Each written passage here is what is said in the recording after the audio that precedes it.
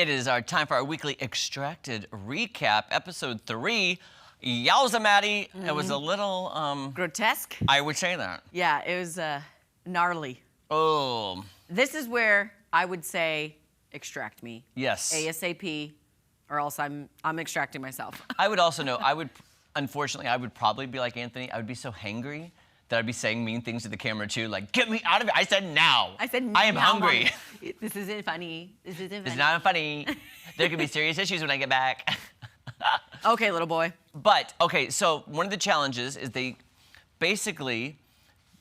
families had 30 seconds to look at a map. Yes. And then try to draw the map to show their survivalist how to find a deer to then extract the meat from the deer so they would have something to eat. Yes, and the deer was already deceased. Yes. They had to find the deer, harvest it, and then take it back to their camps to then do with it what they will. It was disgusting. It was, I mean, and again, in our area, I know deer hunting is a huge thing. Mm-hmm. I actually went to a friend's house a month or so ago. When I pulled up, there was a buck in the back of they had gotten. And what they do is they use the meat, like it's not for just hunting. Of course, of course. I think for me, I mean, I don't really like the taste of deer, so that's what turns me off. But also it had flies and stuff on it because you're in the wilderness. Yeah. That for me kind of, and then the hair, she's like, I'm gonna go wash the hair off. I was like, oh my goodness. Oh. So anyways, okay, so the map, then leads them to the deer, which then they're gonna harvest. So unfortunately, one of the survivalists, Jake, who has the two brothers at HQ. Yes. Oh, let's put our teams up here just so I can remember. Yes. There's so many still. Okay. Okay. Here's Jake. Here's Jake. Okay. So he's out. He's the survivalist. These two are back at headquarters. They gave him the incorrect location of the deer and gave him an upside down map. So basically, the deer was south, and they drew the map to where the deer was north. Right. And somehow, some way, Jake was like, I don't feel like I'm going the right direction. I'm going to turn around. And he made it to the deer. But how? He was not among the first two people there. Yeah. Which I'm seeing a pattern here with Ryan W. Yes. And Woody. Right here. Mm-hmm. They were the first two to get across the lake last week to the supplies. Mm-hmm. And they were the first two to arrive to the deer, which they were able to really get after and harvest as much as they wanted. Yeah. So. And again, kudos to them. So they all eventually did find the deer, except for Rose. Rose, yeah. Rose gave up, and her family's back there anyway. Mm-hmm. She was really far off the trail. Yeah, she seriously was going off the screen of the TV. That's how far she, The thing that's killing me is Robin, she's the survivalist, but her daughter Faith and husband Lance, they have a very tumultuous relationship. It's a father-daughter relationship like I've not seen, really. Yes, and it tears my heart apart because I'm very close with my dad, so it's hard to see how opposite they are. And at one point, Lance tried to blame Robin for going off course, even though these two gave her the map to get to the deer. I was so mad. I was like, Lance, you don't talk about your wife that way.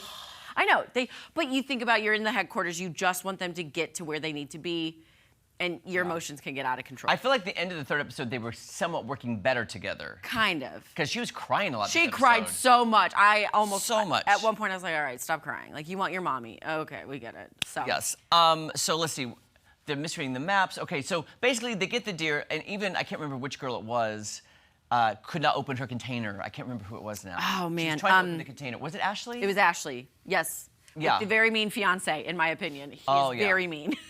So, but basically what's kind of weird is she's not family yet. Right. And so you have two people who are not family telling her what to do. It's different when your family is like, yeah, hey, do this, do that, But it's the fiance and the fiance's dad, her future father-in-law, guiding her through this. How do you think if it was me as a survivalist and Craig and Nader and Laura are HQ trying to Good luck. They would tap you out. They'd be like, it's happy hour. We're going to extract him. Come on, Jeremy, let's go get a margarita. Come on, yes. And I'd be like, thank you. Thank you. I was out here for all of 5 hours, and that was too long. I love you. Yeah, okay, so, and then Jacobin, so once they got the deer. Yes. Then came another supply drop. Yes. Okay. If you like. No. I was just going to say, I was on that same path with you. It was warm socks and hot chocolate. Yes. I have a clip of them fighting over who has to volunteer out and who gets to stay, so let's take a look at this clip. The timer begins now. Here, I got it. Go. Anybody volunteer? Anybody volunteer? Go sit down, go sit down. If you volunteer, sit down. There were some people really struggling. So there was no doubt that we were doing the right thing. We volunteered. We're out. Ryan's thriving probably more than almost everyone else. Anybody else? Thank you. We agreed pretty much right off the bat that We would was withdraw. going to opt out. We need one. We need one. Obviously, everybody's gonna want to take for their person. So how about someone just volunteer to go sit down? I think we should consider the survival state this morning. Yeah. Was anybody else in the green? Haley was, but she weighs like So you 90 two were in the pounds. green. So I think it should be a decision between you two, and that's a decision that you have to make right now.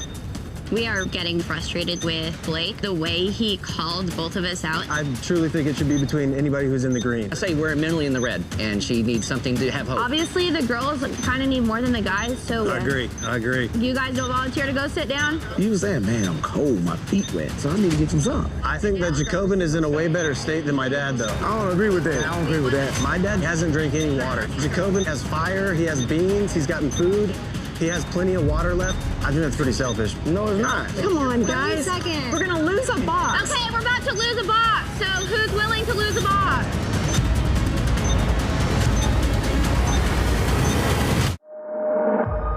Okay, maybe it's my Southern upbringing, but we were always taught ladies first. Yes. So I do think that Jacobin's family was a little bit selfish in the sense that just give the ladies some warm socks and hot chocolate. Seriously. And he did have way more supplies than everybody else. Right. So And I was upset by that. Even Woody's kids, like, okay, Yeah. Jacobin was in the yellow, but so was Woody. But Jacobin was better off of all the things he Yes. had. He has no water. Yeah, no water. His dad hasn't drank water. The Days. dehydration. Yeah, Yeah. It's horrible. And then finally, at the end of this, we did have the second extraction, which was Davina, and they extracted her before she got the socks and hot chocolate. So that was a wasted supply box. And this one was the one saying, like, just hooting and hollering, someone needs to sit down, blah, blah, blah. Yeah. It made me so angry. So anyway, 2 extractions. Davina, Anthony, gone. A new episode Monday night on Fox. We'll recap it next week, so check that out. Yes. Tom Schmidt, get in here. This show is crazy. Have you ever had to like harvest a deer? No, I have not. I have watched it, and it's a lot of work Yeah, it is. and kind of gross. Yeah, kind of. Exactly. Well, we'll let you talk about the weather. Something better.